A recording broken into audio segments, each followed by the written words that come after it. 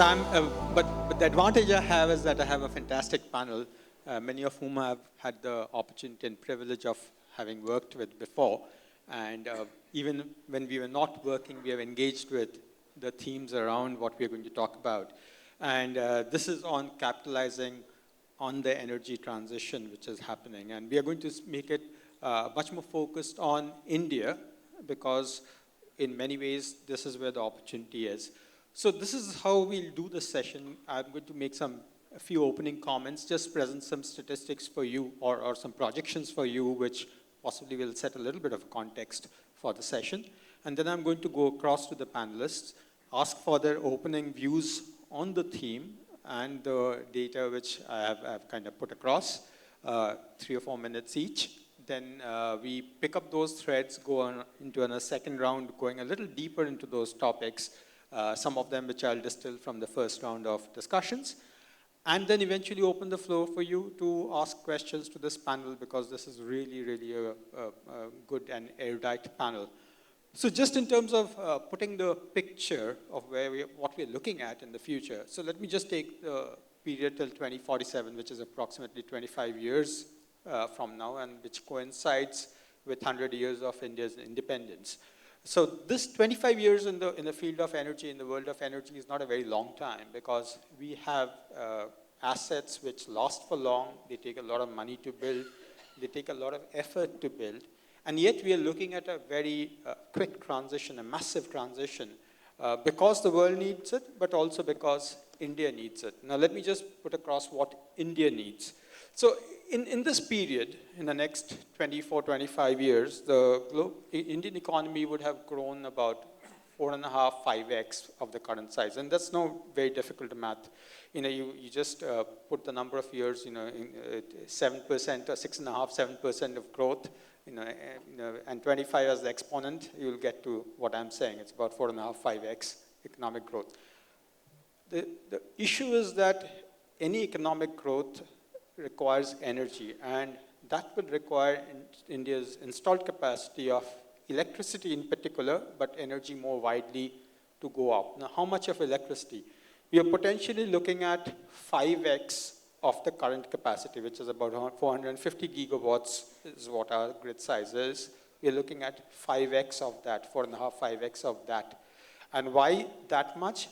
Because we are not just looking at the energy growth per se, but also the energy transformation, which will include things like hydrogen, which we're going to talk about, and it's going to take a lot of energy, and hopefully green energy. So how much does it mean in terms of renewable energy? So today we are at about, including hydro, we are about 150 gigawatts. We are talking of 2,000 gigawatts, or 2,100 gigawatts, that range. So it's about 15x of what we have today. And do bear in mind that India has done pretty well in setting up its renewable energy capacity. But when you look at the needs, then you realize that what is the scale of the ask over here. Just in coming to hydrogen, we are looking at green hydrogen of 25 million tons, which is a lot of green hydrogen. But then if the energy transition and decarbonization goals have to be met, that's possibly really the nature of the ask over there. We are also looking at ethanol, for example, because we are not going to go off liquid fuels. So we have to look at greener fuels. So we're looking at ethanol. And already we have accelerated or advanced the deadlines for mixing 20% ethanol from 2032 to 2025. And the country is potentially looking at an even in higher levels of ethanol. So by 2047, 65% ethanol blending in petrol should be possible. While we are doing that, we need to protect nature and biodiversity. So the government policy is to look at 38% increase in forest cover as compared to today. We also have to look at adaptation, because we cannot escape the fact that there are effects, climate effects, which are going to play out. So the adaptation expenditure also has to grow up multifold. So in effect, we are looking at annual investments to grow 5x from what it is today. So whatever we are spending today in energy and related aspects, we're looking at 5x growth in that kind of expenditure. Now, there's a question of finding the money, which we'll talk about, but there's also a question of physically doing this kind of work the complexities it brings, the thematic connections which these are all connected ecosystems. So how do you make it all come together? That's what we're going to talk about. And we're going to bring out different facets from the producer, from the financier, to also the consumer. So we'll have to go through this thing. And hopefully by the end of the 50 minutes, and I've been told that it's no longer a 1 hour session, it's a 50-minute session. By the end of the 50 minutes, we should have something to take away with. So without further ado, let me go over to Gauri. Gauri, from your standpoint, how's the story looking like?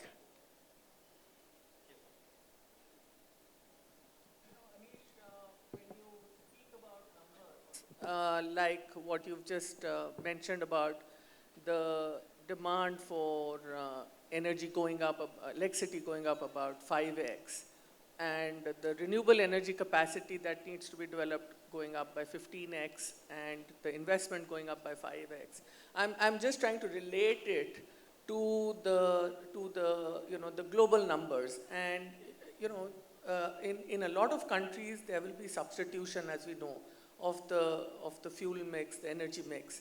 But in India, that's where the real growth is going to come from, because globally what we have estimated at IRENA is that we've seen investment, a record high investment last year of about $1.3 trillion in clean energy technologies. And that needs to go up 4x. So, naturally with India, with the kind of growth that we want to see in India, a kind of a 5x number is definitely pretty much what you would expect. And similarly, in terms of electricity demand going up 3x globally, and with renewables going up about 10 times, the numbers for India are naturally going to be higher, because there's a lot of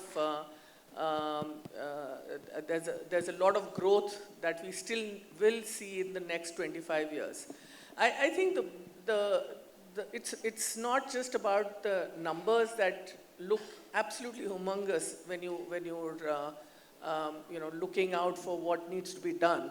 I think the challenge really is to be looking at this as an economy-wide transition. So the energy transition cannot be looked at in silos of what's happening on the electricity and the other forms of, and what's happening to the other sectors. Because I think we've seen globally and also in India that we need to do much, much more in the end-use sectors, whether it's in the buildings, whether it's on the cooling side, which is going to throw up a lot of huge demand, but also in the industries and the transport. I mean, I do see the movement starting to happen very rapidly in the uptake of EVs. But the question really is that, and Dr. Kirit Parekh is here. He's, while he was at the Planning Commission, we did see more of an integrated energy policy coming together. But that kind of a coordination which is needed to bring the industries, to bring the Urban Affairs Ministry and the others that are responsible for setting the codes for the buildings, and for the other sectors to come together in a more coordinated approach, is, I think, still lacking. And the working in silos will never add up to what the real potential and the pace at which we want to accelerate. So I think that's really, as I see it, as one of the challenges that we have, and I think we need to address it through a more integrated way of looking at the energy transition. Thank you, and we'll come back to those themes a little bit, but let me go over to Mohit next. Mohit, NTPC, and you are the CEO of NTPC Renewables, it's an organization which has transformed itself, and yet the ask of the situation is so much more, So how are you seeing it? I mean, for example, your current portfolio in renewables would be about, including development, about 10 gigawatts or so, or a little more maybe. Okay, you will please correct that. But then the ask is, as I mentioned, thousands of gigawatts. So how places all of this in context for us? Thank you, Anish. Thank you, ET Energy World, and thanks for having me here. So numbers I can't actually challenge, but all I can say is that today the portfolio, including the pipeline we are working on, is 20 gigawatts. And that is a number which is actually expanding rapidly. So probably the biggest challenge now for us as a team in NTPC is to start delivering on these projects for obvious reasons. But if you look at, if I can probably go back to the theme of the session where you started on, and Dr. Gauri also touched upon that. So capitalizing the energy transition. In the case of India, for example, and I'll try to keep myself on the Indian focus only. I think one of the reports of Irina earlier said that India would be requiring upwards of $350 billion by 2030. And if I try to put a context to that, if I look at the NTPC's renewables portfolio alone, and I'm not touching about the other energy transition activities which we'll be taking up in any case. So we are looking at doing almost upwards of $40 billion of capex by 2030. So that is the ask for us. That is the capital part for us. And that, of course, includes both solar, wind, green hydrogen. And these are at today's estimates. These are today's numbers. And I must thank you for saying that we have actually taken very clear, robust steps in terms of our energy transition journey. But I must tell you that that's not dependent on one renewable pillar alone, because we are trying to do a lot of other things. Renewables obviously remains the most important pillar in terms of our decarbonization or energy transition journey, and which we realize is no longer a question of why, but it's more a question of how soon we can deliver on that. We also need to keep in mind that the role NTPC as the largest generating company in India, which it has played up till now and which it will continue to play going forward. And probably that was also one of the questions which was there in the initial thoughts that how long we're looking at energy security, and which was a theme also touched upon by Honorable Minister earlier on. So we very clearly see that the role of fossil fuel most likely will continue not only till 2047, maybe beyond. If you look at the numbers projected by the National Electricity Plan, which was issued recently, by 2032, they're talking about almost 500 gigawatts of non-fossil capacity. So in terms of India's energy transition, renewables becomes a very important pillar. But it also means that while we are working on the fossil fuel side, we have to take steps to clean up the fossil fuel side. And that is what NTPC has been doing. And out here, I'd like to acknowledge the presence of our director on the board, Mr. Ujjwal Bhattacharya. He's also sitting here. So he's leading many of those efforts in terms of how we are actually cleaning up our fossil fuel side also, whether it's by installation of FGDs, whether it is, one of the very important projects we're doing is methanol, which is where I wanted to add to when you said ethanol. I think we also need to start talking about methanol as a very important pillar in terms of India's long-term net zero journey. It's no longer ethanol alone. Because ethanol is fine, but methanol is important because it is circular. In the case of companies like NTPC and all the generating companies which we have in India, capturing carbon dioxide, mixing it with green hydrogen, produces green methanol. And we can quibble over the definition of green methanol with Europe and all those things, but it is green. And that has extremely high potential in India and outside India. So that's another area. For the shipping industry to decarbonize, green methanol is what they need, and we can do that. I don't want to repeat what the Honorable Minister said. India has the potential to be the largest, or at least one of the largest countries in terms of ensuring net zero not only for India, but for the whole world. A lot of our industry guys here are sitting who are actually doing that. NTPC is part of that. So maybe I'll not take too much longer. But NTPC's role in the overall energy transition, in terms of not only doing the projects, in terms of ensuring that the projects are delivered without any stress on the capital part, is what we are looking at. Thank you. Just before you conclude on this one, you talked about NTPC, but don't we need many more NTPCs to make that transition happen? And are you seeing those? Just a little bit of competitor intelligence over there. No, I don't think we need more NTPCs. One is enough. We can do a lot of things. So don't you bother about other guys. We have the appetite and the capability to deliver on much more what the country needs. We have done it so far. We are 25%, we are supplying 25, quarter of the electricity of the country. If you want, we can do more. We'll be happy to do more. Okay, that's very positive. Okay, Mani, coming over to you. Capitalizing the energy transition needs capital, right? And that's lots of capital. How are you looking at it from the World Bank or any multilateral? And maybe you can comment a little bit now or later on the role of multilateral organizations in this transition. Thanks, Anish, and thank you for having me here. So let me go to the role maybe in the second round, because we have 3 minutes right now. And I'll just lay out the way we are looking at energy transition. So when I started working in the sector, the biggest problem that we had in the power sector was the distribution companies and the huge losses. Thermal power stations were there, renovation and modernization was happening. Energy transition wasn't the big word. And now it's all about energy transition. And if you look at the way that we are seeing the energy transition, I completely agree it's not only renewables. So if you see the way we see it, the first pillar is renewable energy, which would include all your solar, wind, now offshore wind, and the integration of the renewable energy in the system, which is the energy storage, be it battery storage or pump storage. This is huge opportunities. We know the solar and the wind prices have come down, but when it comes to offshore wind, battery storage, we have a long way to go to get the prices down. And that's where manufacturing plays a very big role. The second pillar is the pillar that we really cannot do without, which is the supply side efficiencies. If our AT&C losses are high, you will anyways lose a lot of energy in the system.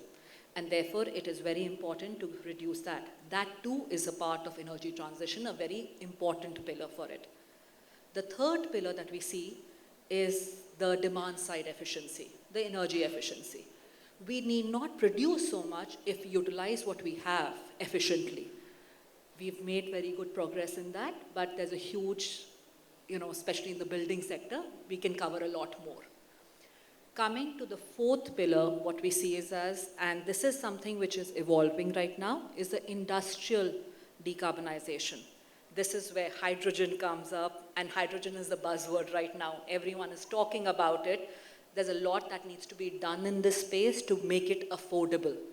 Because as the Honorable Minister said, we cannot miss the principles: energy security, access, affordability. These are the principles where whenever we move towards a path, these have to be kept in mind. So in the fourth, the industrial decarbonization, one is obviously the industries. There are a lot of studies which have been done which show you 2050 projections, 2070 projections.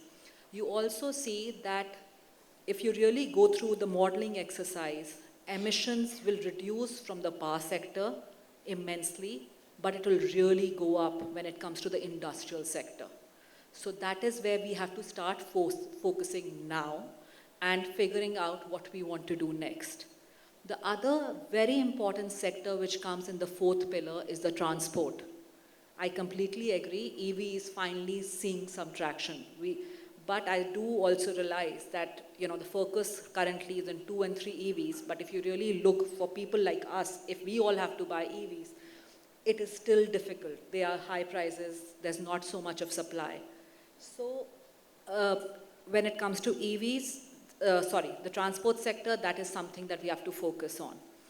Now, lastly, and I think the fifth pillar is one of the most important on the energy transition, which is the just transition.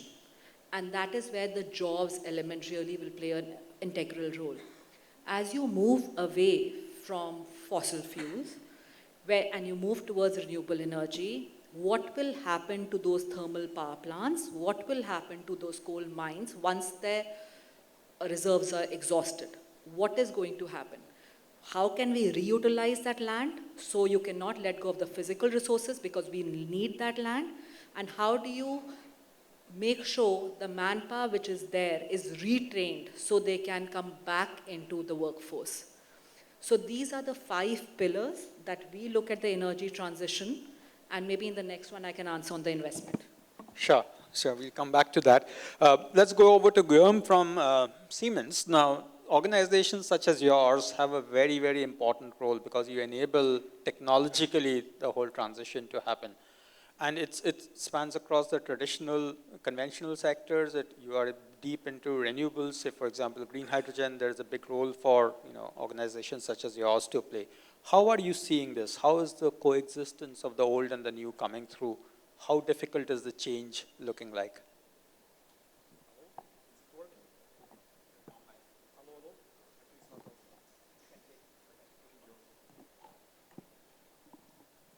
Hello, yeah, so thank you for having me. Thank you, Economic Times, for having Siemens Energy today. So yeah, that's, one of the purpose of our company, Siemens Energy, is exactly to address the complete value chain of the energy transition. Because of course you have a lot of niches to be attacked, to make this transition happen, but we are very much committed to support our customers and the society from the very existing things that we have, like oil and gas, thermal power generation, going down in the value chain to renewables, transmission, and hydrogen, so that you can cover the complete transition, and even with the new technologies that are still to come. We believe that, around 50% of the technologies that will, drive this transition forward are still to come. So this is something that's still to be developed. There are a lot of startups, there is a lot of research and development, a lot of investment in new technology so that we can make it sure. So this we can derive the following statement that, there is no silver bullet in the technology that will redeem us from the climate change. So we cannot be awaiting for the next technology that will save us. Yeah, the technologies are there. We have a lot of things to be implemented, and we have a philosophy, that every CO2 ton less counts. And we have an infrastructure that is there that we can simply not say no to it. We cannot, shut down all the thermal power plants. We cannot shut down the infrastructure that is there because there are a big part of our economy is tied to this infrastructure. So what is the solution is how we take the existing infrastructure and we decarbonize this as much as we can with the technologies that we have. And here I can stay, the whole day talking about, what we can do with the existing infrastructure. We can, like India is a very strong coal country, and it was said in the morning, the coal and other fossil fuels will stay for a long time. So we have to start decarbonizing these coal power plants. So what we can do, we can take, old steam turbines that are not so efficient, and then we can modernize it. We can turn these coal plants flexible. We can digitalize. We can take much more energy out of the same coal that we burn. This is about efficiency. This is about decarbonizing. And this goes through the complete value chain. Of course, in parallel, it was also said by the minister, it's not meaning that we are just decarbonize what we have. We are also implementing a lot of renewables. I don't know any country in the world that propose to implement 50 gigawatts of renewables per year. This is extra dimensional. And I do believe that's going to happen. And tied to that will come, a strong transmission expansion. And finally, if just to not make it too long, we come to the hydrogen piece. Yeah, the hydrogen piece may be, I would not say the end game, because the end game, so energy transition, there is no end, it's a continuous journey, but certainly hydrogen, green hydrogen will play a key role. We can talk about a lot of kinds of storage, but when we go to a 500 gigawatt of renewables, to talk about storage on this dimension based on batteries, it's not possible. You cannot storage everything in this kind of stuff. So green hydrogen start playing a very important role, how we can really, convert these renewables in gas, and this clean gas through power to X, we can convert in green ammonia, e-methanol, a lot of stuff that comes from green source, and we can use this green hydrogen to re-electrify. For instance, our gas turbines today get out of the factories hydrogen ready, so we are mixing up to 70% green hydrogen in some turbines to make sure that these assets do not get stranded with in the future, but we can guarantee that with the green hydrogen we will have a complete cycle on the energy transition. So we are, as Siemens Energy, going through the complete value chain because we know that we cannot only look to the future and forget, the infrastructure that our customers have today. Thank you, and that's important because, this is a full value chain play. Now I'm going to go over to Preeti and you talk about one part of the value chain which often gets missed by the energy sector, which is the customer, the role of the customer in the value chain. Yours is an organization which is very focused on the end user, the customer, and the retail customer, not just the large customer alone. The reason I want to go a little deeper into that specific aspect is because this also involves a lot of behavioral changes. It's not just about technological changes. So just give us your perspective on what we need to do at that end to really capitalize on this transition. Thank you, Anish. And I'm glad that you said that we often get missed. We are the unglamorous part of energy, but we are the small steps that each one of you helps us make a difference. It's one house at a time, one solar panel plant at a time that makes actually the world a better place. That's the impact we make today as Luminous across 100 million homes, supplying batteries, inverters, and solar PV modules to actually capture 3 elements. And here's what consumers have taught us. You have taught us. Number 1, cost matters. India's frugal innovation needs to be combined with technological innovation and be delivered at a price point so that I do not have to pay more for my self-generated electricity, and my benefit of storing my electricity is clear to me. We are still on that adoption curve and we haven't cracked the code on it. The most affordable chemistry as I sit here today with a circular element, whether we like it or not, is still lead acid chemistry, and that is superbly popular. And please raise your hands if you have inverter batteries in your houses. Do you have one? Everybody who has an inverter, please raise your hand. Everybody who has an inverter battery, raise your hand. Come on, people, don't be shy. And everybody who has a solar system, raise your hand. There we go. Energy transition is touching every consumer, and every consumer makes the decision of adoption based on the cost point. That is a reality of India. Let's not forget it. So how do we see it from a consumer perspective? That there will be multiple levels of affordability. As India is not one India, there are 5 Indias, and each one of those will expect a solution that meets its needs. So cost is one element. The second piece is control. Our customer is today more digitally connected than ever. How many people have one mobile phone? Please raise your hand. How many people have 2 mobile phones? Please raise your hand. Look at that. And I'm not going to go to 3. This is an incredibly connected country, and we love 3 things: voice, vernacular, and video. When we supply control, we will have to do it in a way that is admissible to the consumer vernacular of India. That's the challenge on technology companies when we build an app, for example.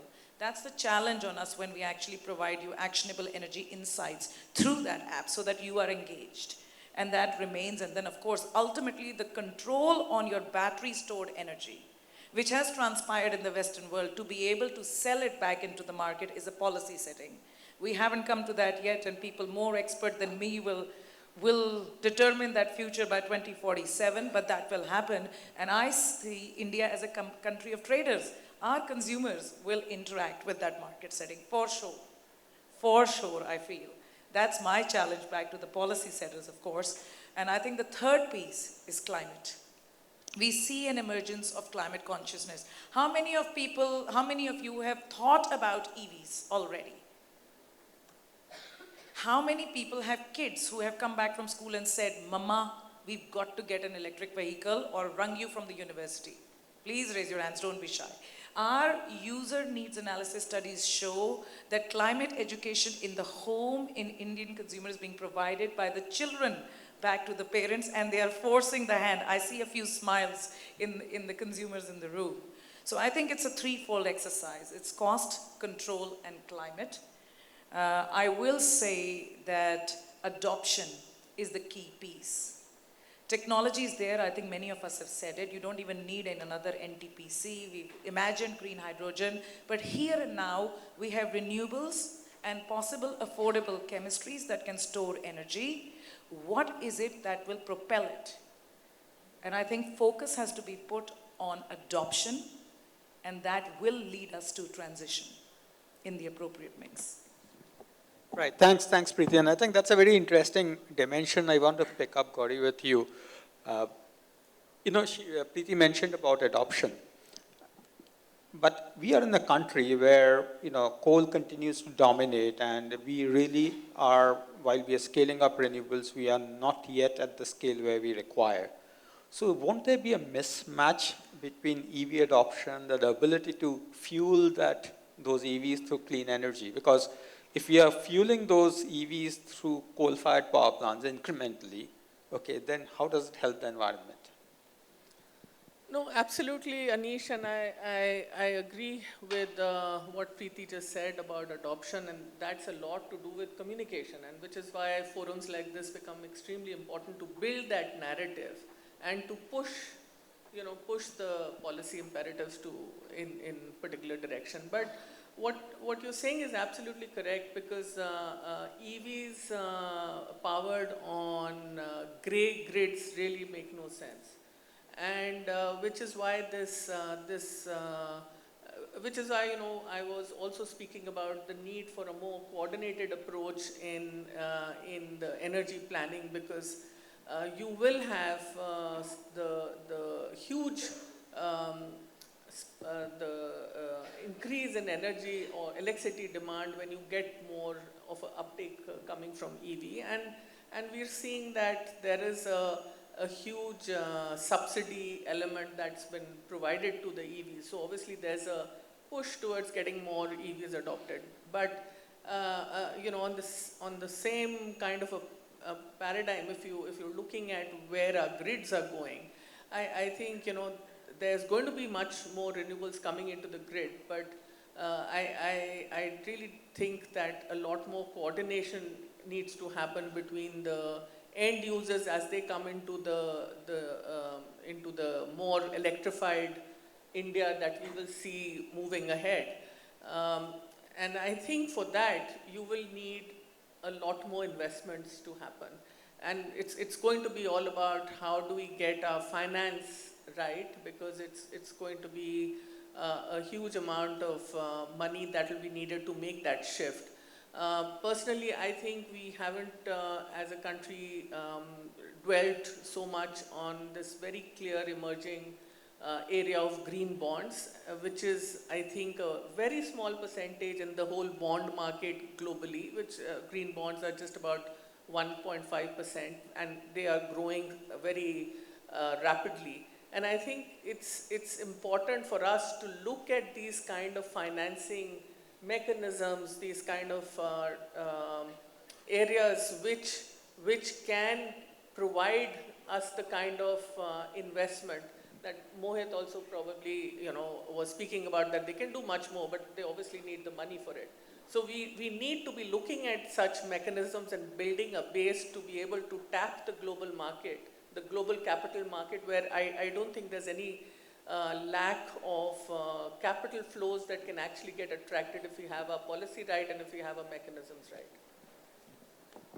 So just a quick follow-on before you give up the mic. So you talked about the integrated energy policy and the need and how connected these ecosystems are, including the hard technological ecosystem, the project ecosystem, the financing ecosystem, the skills ecosystem, which I think we need to talk about a lot more. Now, is it time for getting a new integrated energy policy? I know Dr. Parekh is here, and it's a good 20 years almost since we had the last one. That's possibly the answer is yes, but Absolutely. Is it too complex to do something? Can we dimension that new policy? I definitely think we need to be thinking about integrated energy policy, because if you're talking about energy transition, and as I said, it's no more an energy transition that you want to do just of the grids. I mean, given that we will have more than about 50% electricity being the energy carrier, but what about the rest? So if it's a complex problem, no doubt, but I don't think we have any dearth of the intellectual bandwidth in India to handle such complexities. And I just think we need to be able to do that, because without having that kind of a holistic 360 view on where we are headed, I'm afraid we will still be talking about moving, and maybe moving well in the silos that are, but really overlooking the kind of potential that can happen when all these pieces actually work together. Right. So Mohit, we'll pick that up, and also two dimensions of that. One is the financing aspect of it. Are you looking at global funds, international funds as you scale up, and have you seen any challenges in funding which are worth noting? Or is it that India can access those funds and you have never had a problem? No, again, NTPC per se has never had an issue in raising funds. The challenge in the renewable side is slightly different. On the thermal side, probably as you know, that we have largely operated in a regulated regime. So international funding, I mean, and NTPC has a large amount of international funds deployed. In the renewable sides, we are having fixed tariff regimes. We are winning bids through the tariff-based bidding, or we are entering into the C&I regime where also, again, the tariff is fixed on a levelized basis for 20 years, 25 years, and so on and so forth. So I do not see a challenge. The issue, and I think Dr. Gauri touched upon green bonds, and this is something we have been discussing not only in this panel, a couple of other panels, and within the government. I think the issue again is green taxonomy. I mean, that is something we need to quickly, finalize and come into place, because today in India, for example, I don't see any so-called, greenium which we are getting vis-a-vis the regular bonds. So they don't make too much sense today. Hopefully they will tomorrow. We are definitely looking. In fact, we are in discussions with some of the agencies for finalizing debt funding for one of our projects. That's foreign capital coming in. So that's not a challenge. But probably one of the things I also wanted to touch upon is not just thing and also the integrated planning, which Dr. Gauri touched upon. We have Dr. Kirit Parekh sir sitting in front of us. All of us know, in I think 2007, so it was when we had that integrated, 2006. I'm sure you remember, and all of us remember, the kind of effort which was put in by Planning Commission then under your leadership to prepare that document. I absolutely agree with Dr. Gauri that there is no dearth of bandwidth and talent to do it. But today the situation is very dynamic. Are we ready for a 20-year plan on energy transition and then stick to it for 20 years? I don't think that's probably, and because you as a consultant are sitting here, obviously you say that we all need to be agile. So whether the government is in that position to churn out, integrated energy policies every 2 years, update it every 2 years and come out so that we don't derail at any point of time. So yes, I do agree that integrated resource planning, integrated energy planning is very important. But then we need to have plans which are updated and rolled out quickly. And I mean, if you permit just one quick point, I know you won't be able to stick to your 50-minute deadline because you have 3 more guys to go after me. Just transition, and that is where I think Mani touched upon it. I just wanted to share with this audience that we are the guys who have actually been talking and doing just transition, not today, for the last 20, 25 years. Just for the information of people in this room, NTPC has actually helped build over 30 ITIs. We have actually built 3 engineering colleges. We have built medical colleges. And this is all part of when people were not talking or not knowing about just transition, we have been engaged in setting aside a part of our money to develop these institutions which can train people in all kinds of trade. And the one point I want to make, which probably Mani did not make it very clearly, is that when we talk about jobs, fossil fuel jobs and the number of renewable jobs are not the same. I think all of us know that the number of jobs on the renewable side is much less as compared to what we are doing on the coal mining and thermal plants. But we can train these people for doing any job in the country, and we need all kinds of jobs today. So what NTPC has done over the years, in the last 30 years, since when we started producing power, we have invested in these, and we continue to do so. We are supporting all these institutions. So just transition is not just a topic for us. It's actually where we are putting our money. It's actually where we are deploying our money. Right. So in fact, I'm going to jump the sequence and go to you, Guilherme, but I must make a mention of why I'm jumping the thing. Now, I was in Australia last month, and I did see lots of advantages which Australia clearly has, and we had the Deputy High Commissioner here, she's just left. But I also saw a big challenge of getting something like a massive transition going there because they don't have grids of the scale which is needed. You know, the Western Australia where most of the resources are or the potential for renewables is, has very small balkanized grid. And yet, when we talk about all of this, grids are talked about, but not in the manner in which it should be. How important are grids, and are we seeing the kind of developments in the grid which will allow us to manage this transition much more effectively in the future? Thank you for the question. It's a very important one. You know, we have a fundamental change with renewables. That's the delivery time of the projects. In the past, when we had a hydropower plant or a thermal power plant, you know, with large gas turbines, the implementation of a project would take, you know, 5 years, 4 years. So then the transmission will come. Do not worry, because, you know, we have first to build the power plant, and the transmission will come sometime. Today, especially in the solar, where India has been very, you know, proactive, you can have a cycle of project of 12 months. And the transmission line still takes, you know, 2 years to be built. So then here, there is a very important topic on the planning side, how, you know, transmission is planned beforehand. So then when the generation comes, the transmission is available.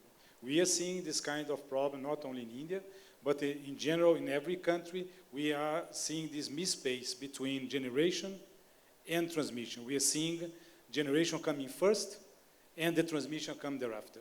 When I talk about transmission, it's not only about expanding the grid, that's of course essential, but it's also about modernizing the grid, because you also can expand the grid, but if the existing grid is not capable of flowing all this power, is a problem. And there is a second element, that is the stabilization of the network. We have, you know, with thermal power plants and hydropower plants, large machines, we have a very strong stability of the network. When we go to renewables, this changes completely because we have this intermittency effect, so the networks tend to become weaker. Then you have to bring a lot of elements like statcons, synchrons, so that you can generate reactive power, you know, inertia, so that we can keep the work up and running. And this is something that we see a pace, you know, how we implement the transmission and how we implement the generation. And this we can see in Europe, in US, in Latin America, whatever, because this is not yet in the head of the planning departments to take in consideration first to create the roads, then we bring the trucks. Normally the trucks are coming first and the roads still to be built. So this is a very important thing.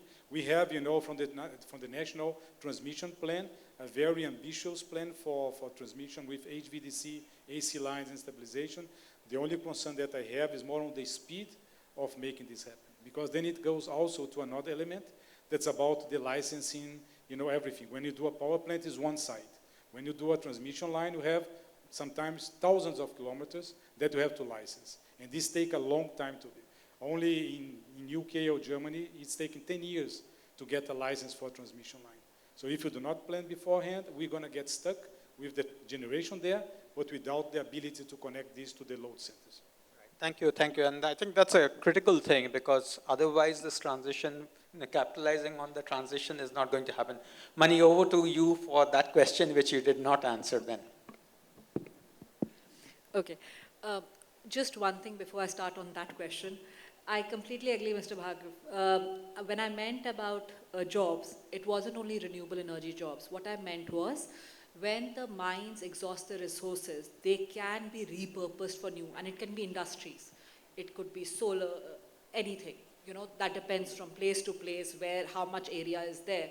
And then for all kinds of jobs, the training is required. So yes, point well taken. Now on the financing bit. So there are huge numbers out there. We need a lot of money to do this energy transition. And I can speak for almost all the multilaterals out here, where, and especially for World Bank, where we come in is none of us together have that kind of money to put in there. So that is where the private players become more and more important. But yes, where we would put our money is in a technology which is not yet proven, where the market hasn't really been set up, and where you can put in the initial capital and facilitate that market. To give you an example, solar rooftop market. When the World Bank started engaging in the solar rooftop market, we had around 500 megawatts. the policies were not in place. And at that point of time, there was a line of credit given to State Bank of India that was for commercial and industrial, where they could give financing at a lower rate of interest. Now that's only the financing part, right? Because at that time, double digits interest rate was being charged. They did not understand the technology. And therefore, you would provide the finance, a concessional finance, so the market uptake starts. Along with financing, it is the entire ecosystem which becomes important. You start training the bankers. You start training the people who will be installing the solar rooftop. So there were lots of trainings done. There was huge communication. Communication was an integral part. So we had these people who had solar rooftop on their rooftops sharing their experience. That's very important. Thirdly, what we in that thing did was engage with regulators in 17 states and help them put in place the policy that it required. And the main and the most critical part for solar rooftop when it was just starting was the distribution companies. When you submit an application, how long does it take for you to get that connection? Who connects you? And, putting the processes in place. It's been a long journey. That loan did well, and it's all disbursed. But obviously, when we saw that, we also saw now there's a huge demand in the residential space, but it's not being done. So we're trying to work on it, and then MSME. Just one more example on where the multilateral, bilateral financings can actually be used is if you take this case of this Reva Solar Park. There, we did not invest in any of the solar solar plants. We only invested in the shared infrastructure. This goes back to the question, does the generation come first or the transmission? Who takes care of the risk when there's a non-payment? So you put in place a bidding document which aligns the risk, takes care of the risk, mitigates the risk, and you make sure the transmission comes on time. So we only invested in the shared infrastructure, and when Reva Solar Park projects were bid out, it was one of the lowest price that we got at that time. So that is where we come in. Not only the financing, but just kickstarting the market, making it go above through the S-curve, and building the ecosystem along with it. So risk intermediation in that sense. We could go on that, and Gauri and I were speaking about that and how much, especially in the currency side, needs to be done, but maybe that for another session. Preeti, last quick one, and I've been already signaled that I need to wrap up, but on the energy efficiency side, that's a big area.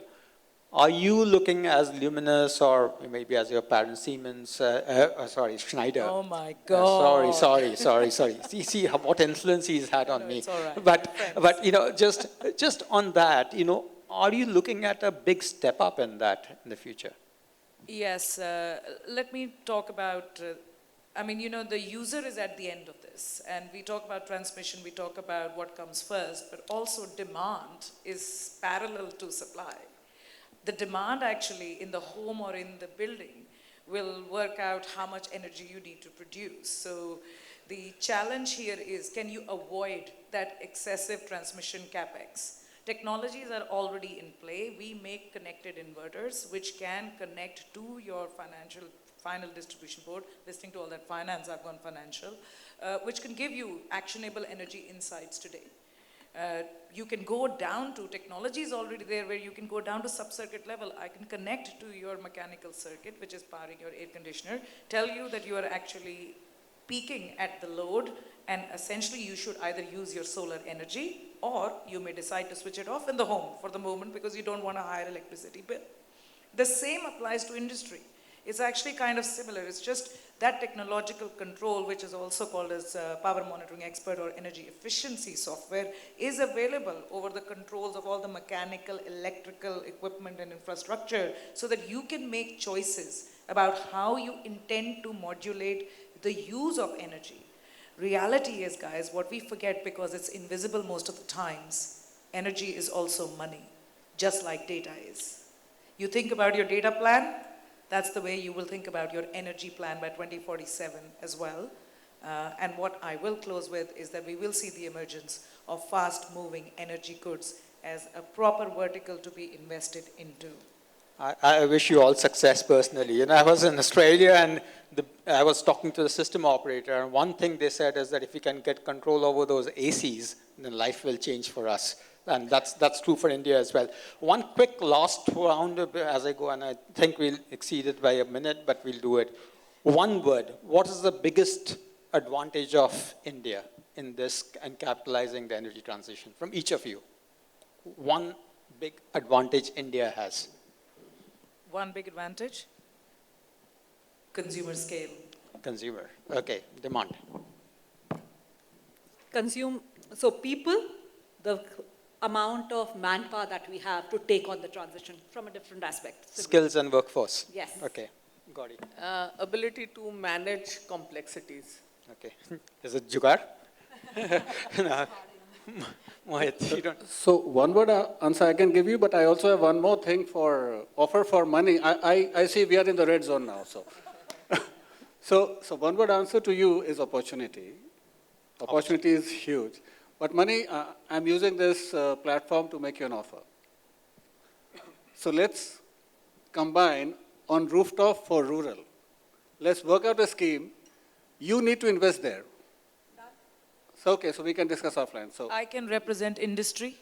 Oh, well, we'll come to you later, Preeti. So. Okay, all kinds of deals are getting done here. So from my side, I would say, you know, there are many advantages, but one of them is definitely the competitive renewable in India. So the price that we have solar over here is almost unbeatable, and will generate a lot of opportunities to this country. Okay, fantastic. And if I had to add one, I would add the grid. We undervalue the grid, the benefit of the large grid that we have. We have to build on it more, but it's a fantastic asset to have. That's fantastic. That's a very, very good set of comments, observations, discussions. Thank you so much.